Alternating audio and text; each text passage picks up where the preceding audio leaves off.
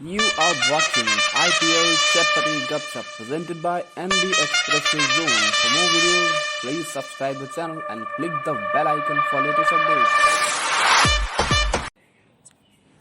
तो जी हाँ, जैसा कि हमको पता है कि कल और परसों आईपीएल के 2 मैचेस हुए और फिलहाल उन्हीं मैचेस के बारे में कुछ तफसील से बातें लेकर हाजिर हो गया हूँ मैं आईपीएल चटपटी गपशप के साथ। और आईपीएल चटपटी गपशप का ये दूसरा एपिसोड है एक्चुअली में। और आपके कुछ पॉजिटिव रिएक्शन मिल नहीं रहे हैं मुझे, तो मन थोड़ा व्यथित होता है। खैर, अगर आपको थोड़ा बहुत भी अच्छा लगे अगर कंटेंट, तो चैनल को सब्सक्राइब कीजिएगा और वीडियो को लाइक कीजिएगा, शेयर कीजिएगा ज़्यादा से ज़्यादा। खैर, जहाँ तक सवाल है परसों के एपिसोड का, तो परसों मुझे पता है थोड़ा एपिसोड में कुछ कमियां रह गई क्योंकि मैं स्वस्थ भी नहीं था और अभी भी पूरी तरह से ठीक नहीं हूँ। लेकिन इन सब बातों का टाइम फिलहाल नहीं है और आईपीएल शुरू हो चुका है और परसों के मैच से ही ये पता लग गया कि आईपीएल बहुत ज़्यादा रोमांचक होने वाला है। और आईपीएल रोमांचक होने वाला है इसका अंदाज़ा परसों के मैच से इसलिए लग गया क्योंकि परसों का मैच खुद आखिरी गेंद तक गया और आखिरी रन तक सामने वाली टीम को और लड़ना पड़ा।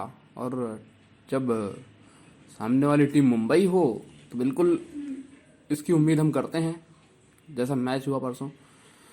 अच्छा, परसों के मैच में क्या हुआ? परसों के मैच में शुरुआत हुई, बैंगलोर टॉस जीता, पहले बैटिंग मुंबई की आई। तो बैंगलोर के कुछ फैसले थे, एक रजत पाटीदार को उन्होंने खिलाया और शाहबाज अहमद, और उसके बाद हर्षल पटेल को जब शामिल किया नवदीप सैनी से पहले तो ये लगा कि यार ये फैसला कहीं गलत न साबित हो जाए। लेकिन उनकी बॉलें जैसे वो फेंकते हैं, स्लोअर वन वगैरह का इस्तेमाल करते हैं, कटर्स का इस्तेमाल करते हैं, और चेन्नई की पिच उनके अनुकूल थी, इसलिए कैप्टन कोहली ने बिल्कुल सही फैसला लिया। और उन्होंने जो कारनामा किया है परसों, उसमें 5 विकेट हॉल लिया हर्षल पटेल ने। दरअसल शुरुआत इतनी ताबड़तोड़ हुई मुंबई की, पहले तो रोहित शर्मा जब खुलने वाले थे तो रन आउट हो गए 15 गेंद में 19 रन बना करके। लेकिन उसके बाद क्रिस लिन और सूर्य कुमार यादव ने गजब की बैटिंग की, लेकिन 11वें ओवर के बाद सूर्य कुमार यादव भी आउट हो गए। और उसके बाद हार्दिक पांड्या, जिन्होंने ईशान किशन के बाद मतलब सूर्य कुमार यादव के बाद जब ईशान किशन आए और उसके बाद क्रिस लिन भी आउट हो गए, और क्रिस लिन के बाद जब हार्दिक पांड्या आए तो उन्होंने भी कोशिश की उसी तरह बैटिंग करने की। पर हर्षल पटेल के कुछ ओवर्स जो है वो मुंबई के इरादों पर पानी फेर कर चले गए, क्योंकि हर्षल पटेल के पहले ओवर में थोड़ा सा रन्स पड़े थे और उसके बाद उन्होंने जो कमबैक किया, गजब का कमबैक था। और आखिरी ओवर में उन्होंने सिर्फ 1 रन दिया और 3 विकेट झटके, तो 159 रन लग रहा था बेंगलोर के सामने बहुत कम है। बेंगलोर की जैसी फायर पावर है, de Villiers, Kohli, Maxwell, Christian, Jamieson, Shahbaz Ahmed, Rajat Patidar, Washington Sundar, Harshal Patel, गजब की बैटिंग है। लेकिन शुरुआत जो हुई वो बड़ा अचंभे में डालने वाली थी, क्योंकि कोहली जो थे उन्होंने ओपनिंग के लिए चूज किया वॉशिंगटन सुंदर को अपने साथ। तो वॉशिंगटन सुंदर को ओपनिंग कराने का फैसला गलत साबित हुआ और 16 गेंदों में 10 बनाकर चलते गए। उसके बाद रजत पाटीदार आए और उन्होंने 8 रन बनाए और वो भी सस्ते में निपट गए।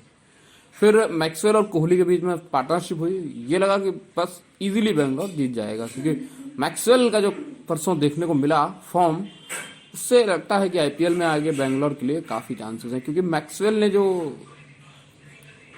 स्टार्टिंग की और जो 2 छक्के लगाए, एक छक्का तो उनका मैदान के बाहर गिरा मिड विकेट के ऊपर से जो उन्होंने खेला था, और एक रिवर्स स्वीप किया जो स्वीपर कवर के ऊपर से गया, कुछ लेफ्टी वन के शॉट खेला और बहुत गजब का शॉट था।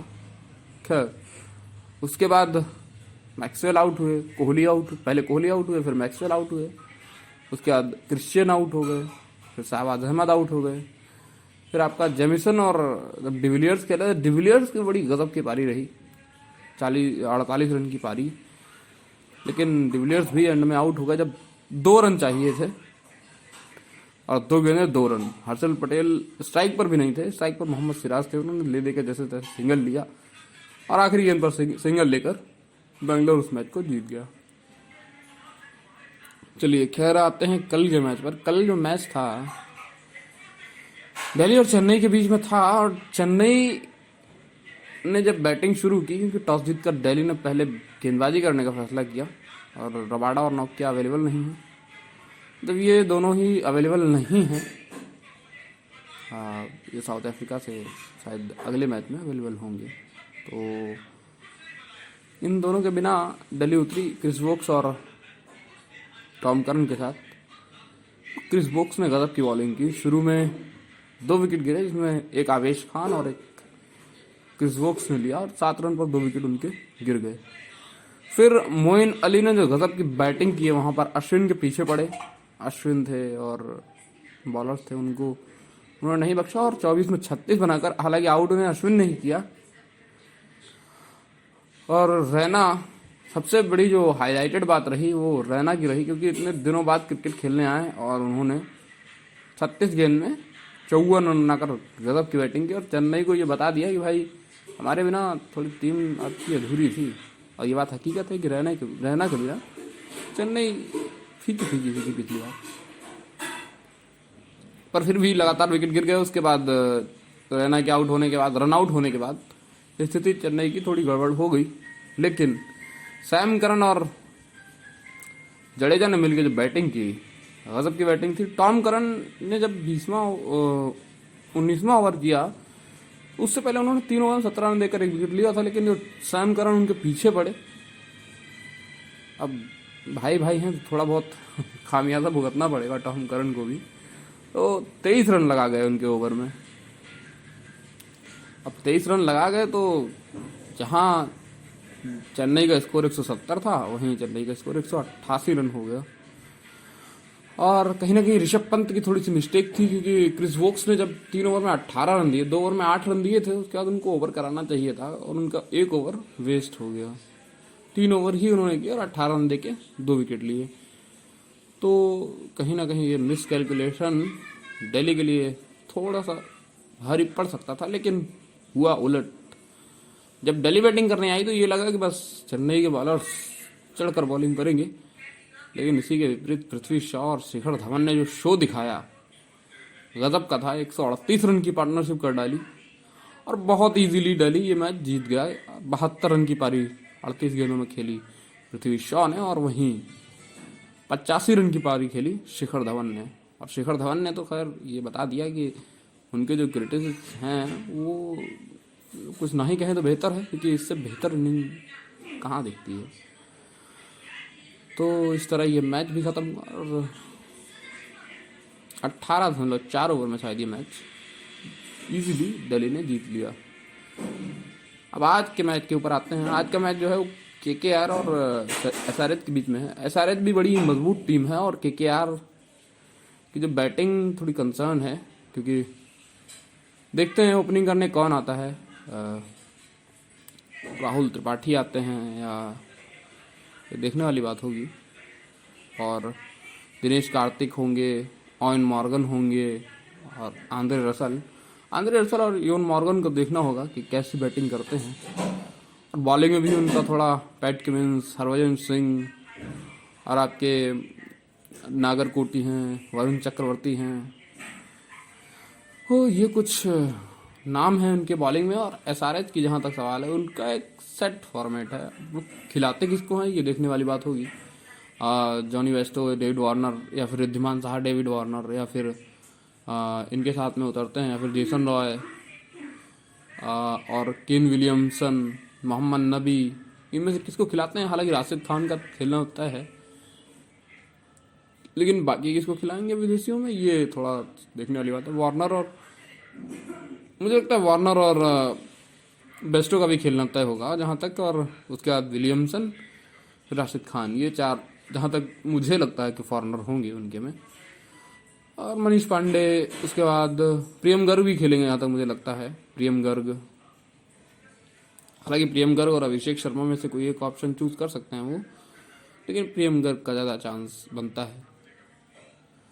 और बॉलिंग में भुवनेश्वर कुमार हैं, उसके बाद आपका खलील अहमद हैं, बैसल थम्पी हैं, तो गजब की बॉलिंग है। राशिद खान के तो खैर क्या ही कहने। शकीब अल हसन भी है बाय द वे इनके में, लेकिन वो मुझे लगता नहीं अभी खेल पाएंगे,